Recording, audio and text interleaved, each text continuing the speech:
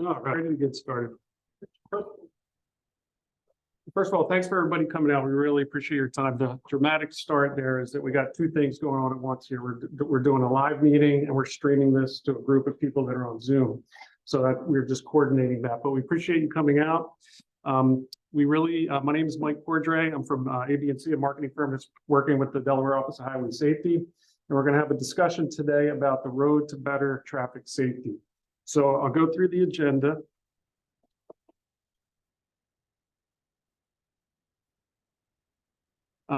First of all, we want to we're going to talk about who is the Delaware Office of Highway Safety and what their mission is, and really sort of get people in the mindset of what we're here to talk about. Then we're going to go through the purpose of the Open Forum Town Hall. Key word there, Open Forum. We really want your feedback. We really want to talk about ideas from you all on how to achieve some of our goals that we're going to go through. And relevant to that are the key topics. We have some data that we want to share with you. We have some data we want to share with you about the key topics. We have 3 of them, so we're going to go through that. And then once we sort of lay the foundation, we're going to do breakout sessions. We're going to break you up into groups. We have a short discussion guide, and we're going to go through some questions and talk to each one of you about some ideas on the topics that we present here today. And then, I've talked to a few of you before the meeting, and I know a lot of you are prepared and ready to have some ideas. So that's what we're really interested in is, ideas from you all to engage the community on these topics that we're going to go through. And then after we do the breakout sessions that a moderator will run, we'll reconvene and each group will come back and talk about some of the topics they talked about and report back to the group. And then we'll close with some final conversation comments and a survey that you could scan using a QR code for your phone and provide some other helpful information for us. So again, we got the live event. We're streaming to a group on Zoom. And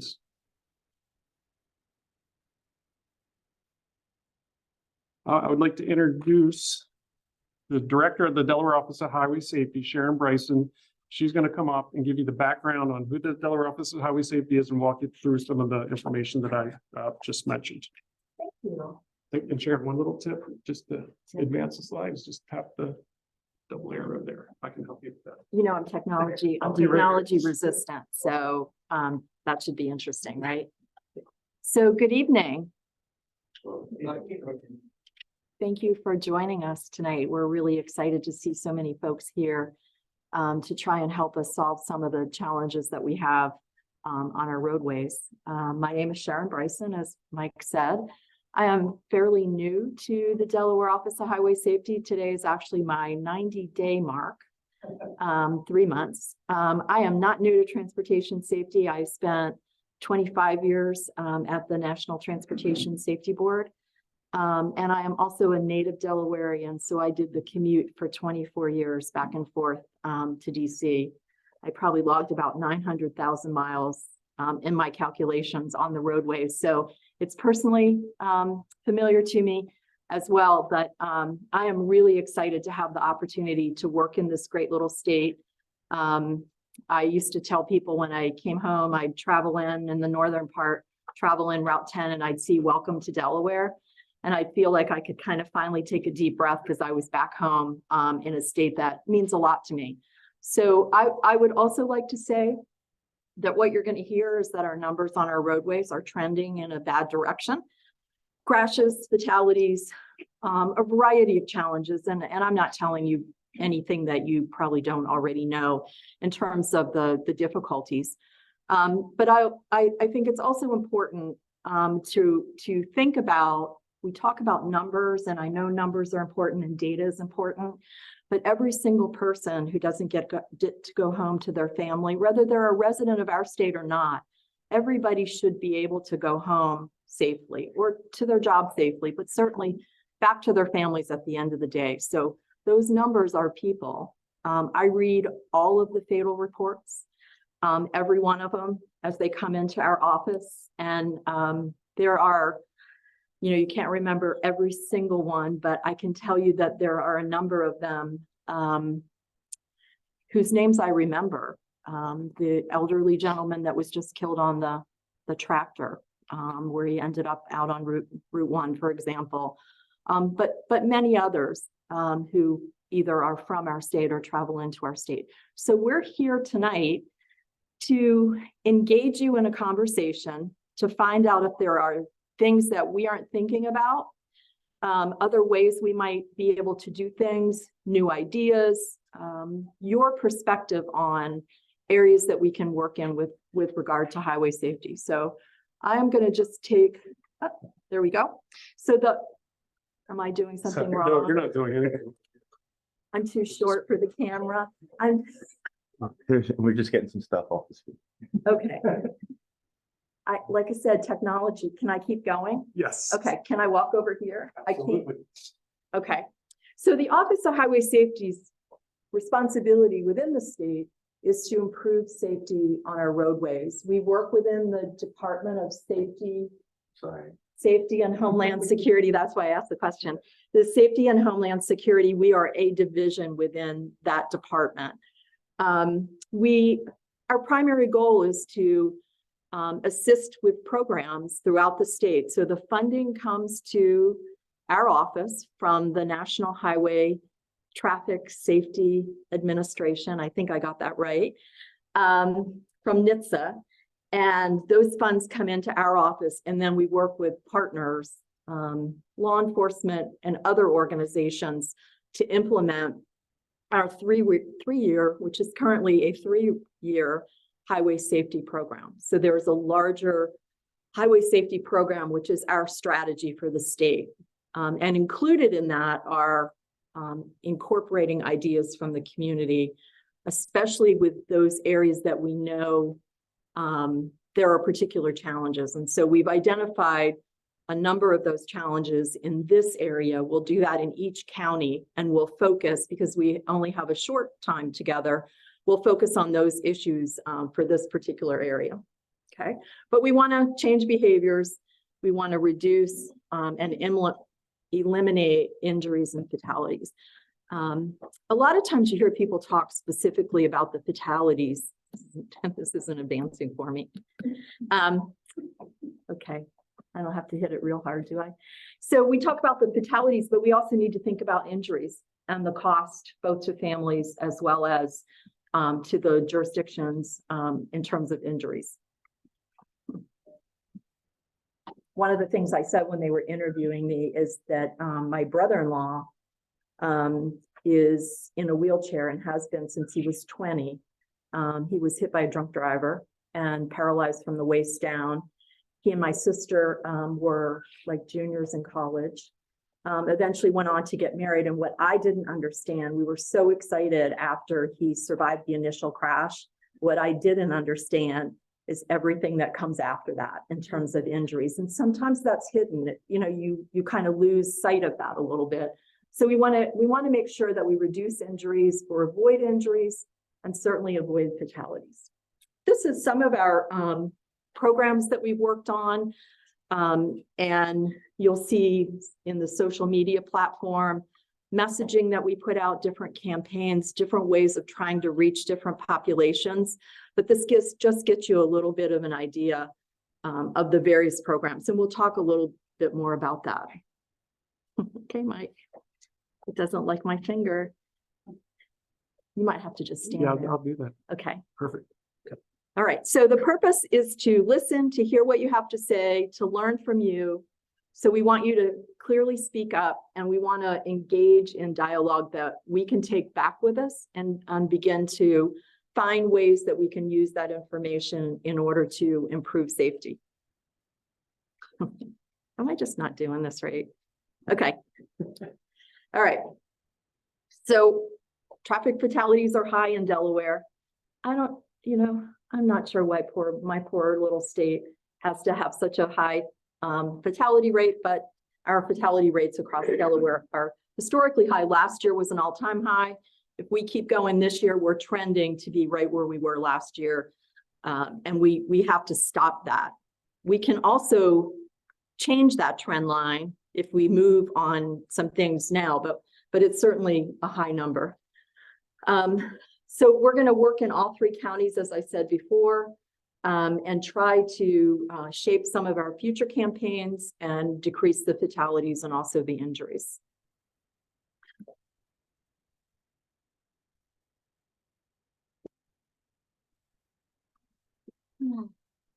All right, so the purpose. Here are some key stats that go along with this. DUI crashes involving male drivers in Sussex County specifically, and we have the data if you're interested in diving into the data, are more than triple those involving female drivers.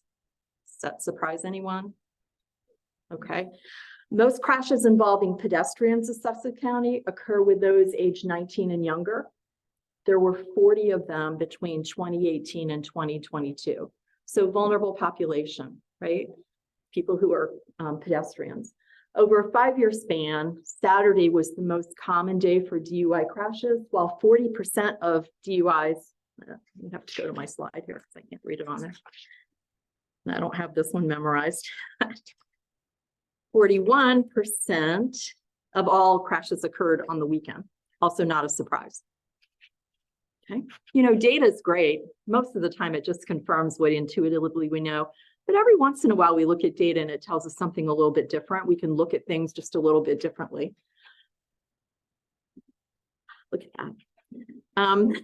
There were 79 DUI crashes involving Hispanic drivers in 2018 and 115 in 2022, which is a 46% increase.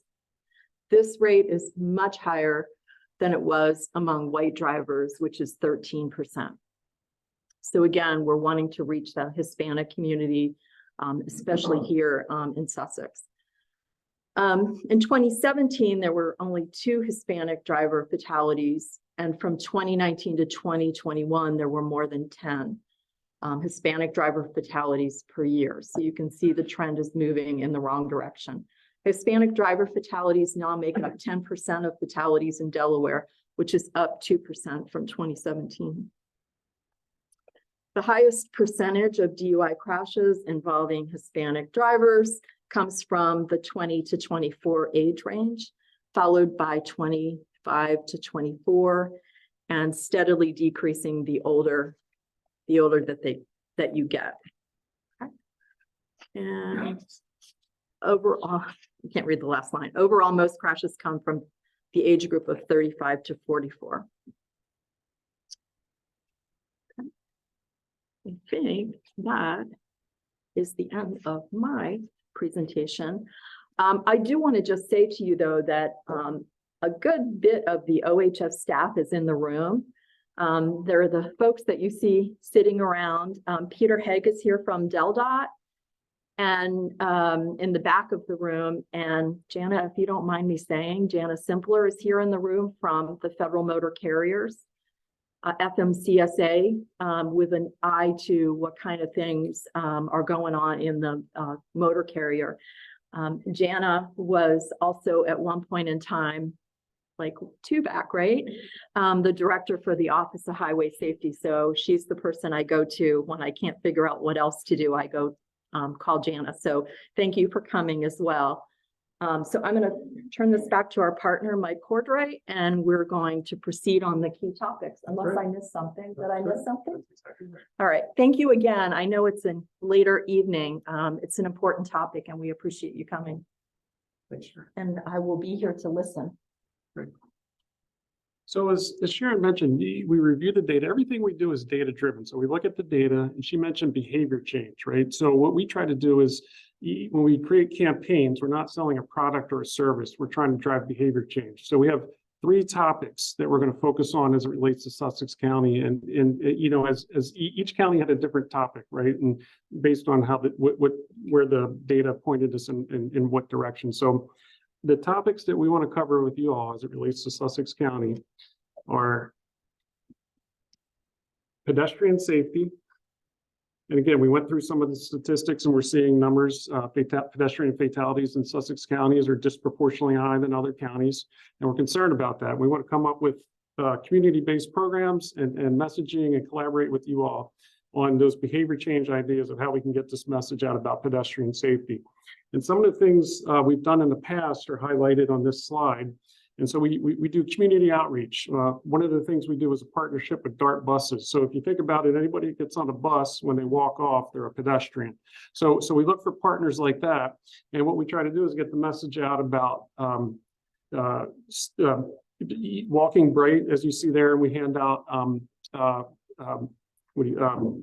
the reflective items, and we also do advertising too to promote the messaging. And again, remember, we're talking about behavior change. We're not selling a product or a service. We're trying to convince people to do these positive behaviors to reduce, again, looking at the data, to reduce pedestrian fatalities.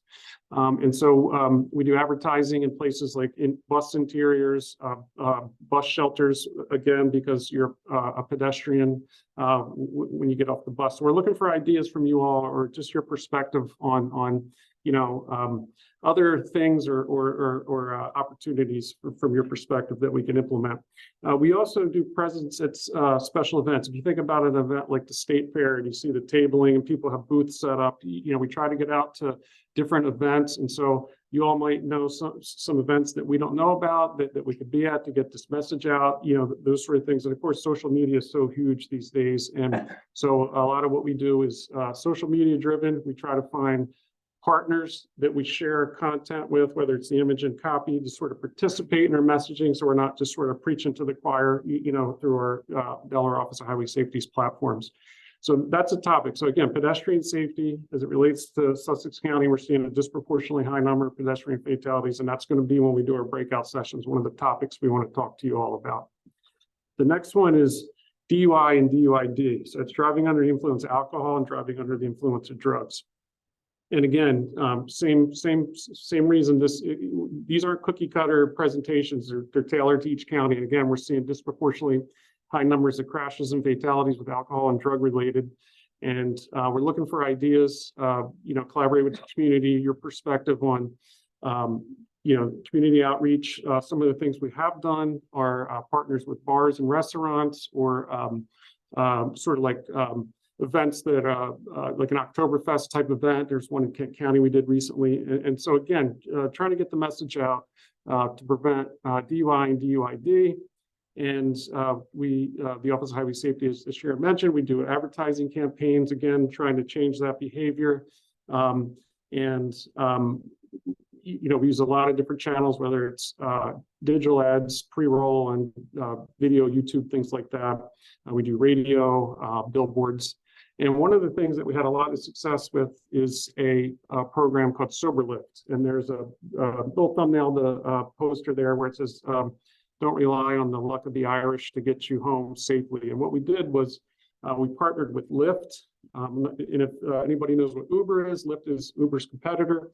And we came up with a program called Sober Lift. And we gave, through a system, texting, during certain times, we made vouchers available for Delawareans to get up to a $15 voucher to use Lyft to promote safe rides. So, because part of it is not just saying what the problem is, but providing an alternative. So instead of just telling people, don't drink and drive, we tried to do a program that actually offered a solution. So if you found yourself at an event, we did it in Wilmington and in the beach areas in Sussex County. And you get a lot of interesting information and data on how many people participate.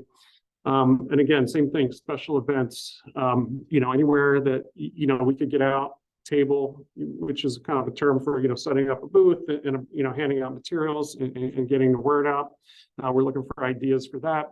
And then social media, again, not just sort of using Delaware Office of Highway Safety's platform, but getting out to more partners to share the message. And once you sort of pick up the momentum, somebody's in their life and, they go on social media and they see it, then they go to their local event and they see it, and then they're listening to the radio and they hear it. And then, it starts to, it starts to affect how you look at things. And that's the idea here. And again, we want to hear from you all on ideas and collaborate with you all. And the final one is speed. And speed's a problem in all three counties. I talked to a couple gentlemen before the meeting started, about this issue. We're seeing it a lot. Again, it's a disproportionately high number of crashes and fatalities are related to speed. And, the same sort of ideas, ways to get the word out again repetitively, whether it's through community outreach, through advertising campaigns, presence at social events, special events rather, and social media. So again, we're looking for ideas from your perspective on, when you leave your home or you're on your phone looking at social media, or you go to an event or you turn on your radio, or that we have this message and get the word out for people to slow down in Delaware. And again, it's, all based on the really serious data that we're looking at, crashes and fatalities, and they're too high. And we're looking for ways to change that. And again, that's why we have you all here. We appreciate you coming out. So what we're going to do next is, again, we have 3 topics. We'll go through them one more time. Pedestrian safety, reducing DUI, DUID, and speed-related crashes and fatalities, how to reduce these behaviors as it relates to you and in your communities, and how you see it. So the next thing we're going to do, the group online, and again, apologies for some of the technical, but we got a lot going. We got a group on Zoom right now. They're going to go into a breakout session with a gentleman by the name of Chris McEntee, who's actually on the Zoom as well. And then we're going to do our breakout session here in person. And so that's what we'll do now. So we got my colleague here, Joanna Ford's going to help with the breakout sessions. And yeah, we're ready. Cool. Why don't we break out into, actually, why don't we break out into phases?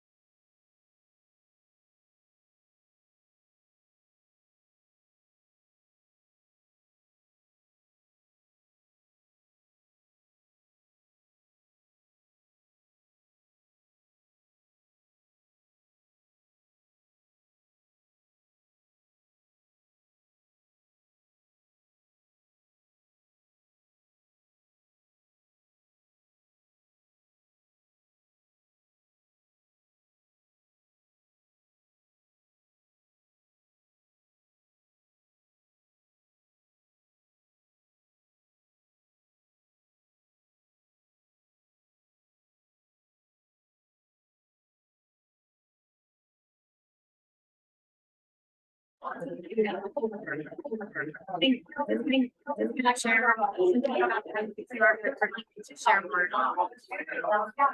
you can share first and then I'll add to what you're saying.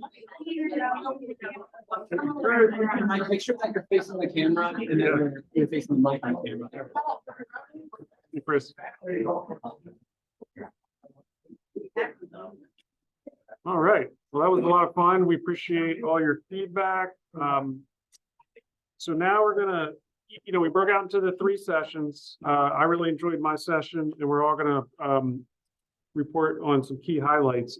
So my group, we talked about, what are some of the causes of the high fatalities, crashes and fatalities on Delaware roadways, and we went through a lot of interesting stuff. But my group's main concern was speed. Out of the 3 topics, pedestrian, DUI, and speed, speed sort of the cross-cutting behavior that it was sort of my group was most concerned about. And what sort of I got out of the group is, we talked a lot about, for example, seatbelt use is 93%. Most people wear their seatbelts.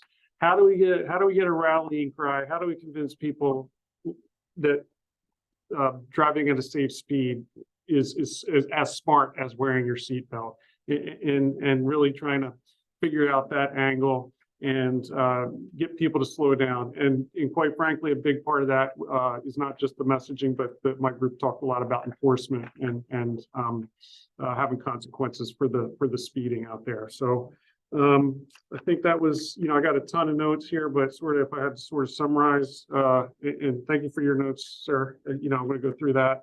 A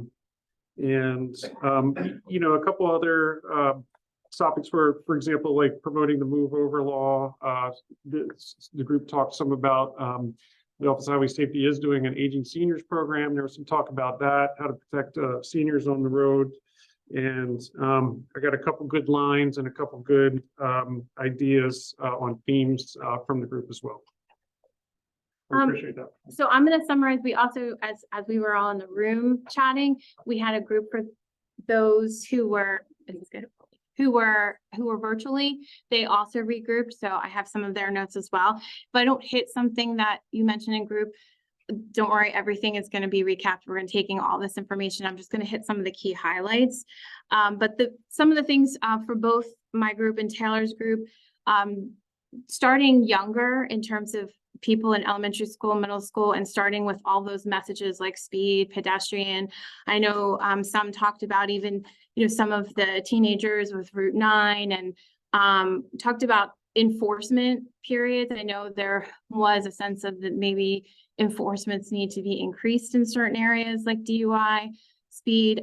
Some I know voiced concern about maybe needing a harder message than a softer message, that, showing like repercussions of what happens when you speed, or what happens when you're in a situation like DUI or DUID, driving under or impaired or under the influence. Talked about some other local initiatives, getting into like more festivals, more partnerships. I know in another group talking about, when we're talking about DUI, liquor stores as another potential partner. There was also a lot of talk about more signage that's translated into Spanish, that there isn't enough of it when you're talking about especially the 3 that we spoke mostly about, which were speed, DUI, and pedestrian. And then talking a lot about, the younger audience came up a lot. It's like cyclists also came up a lot. Even some starting to see a trend where people who are on bicycles are also distracted by using their cell phones. Seniors were brought up in terms of when it's time to stop driving, and could there be more initiatives centered around that.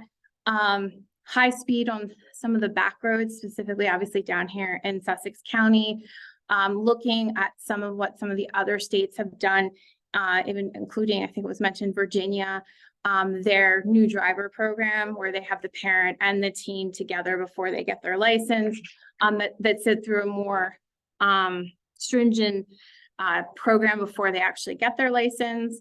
So these were some of the key highlights. And like I said, we will, we're going to take all the information that you all willingly gave us. In addition to that, we have, let me show the QR code.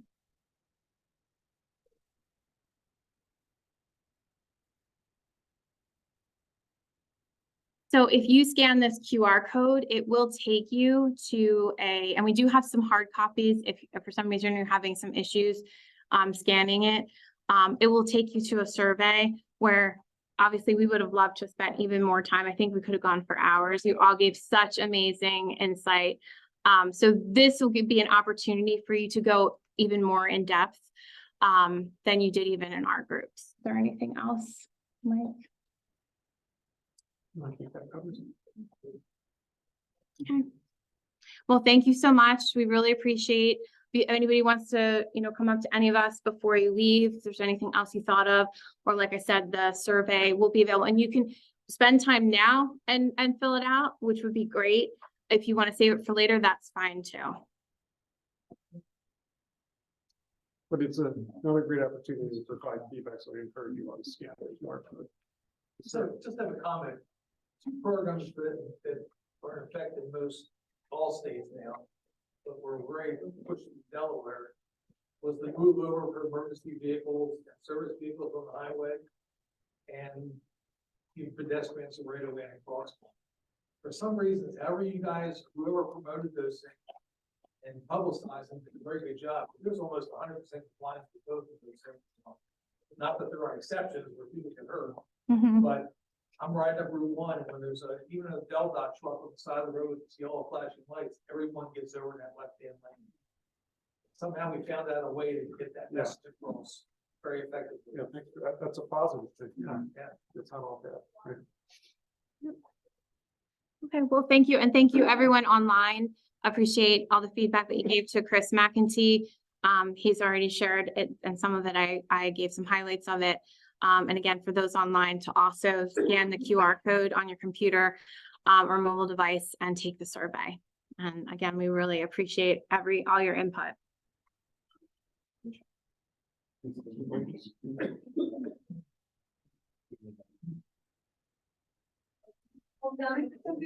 Guys.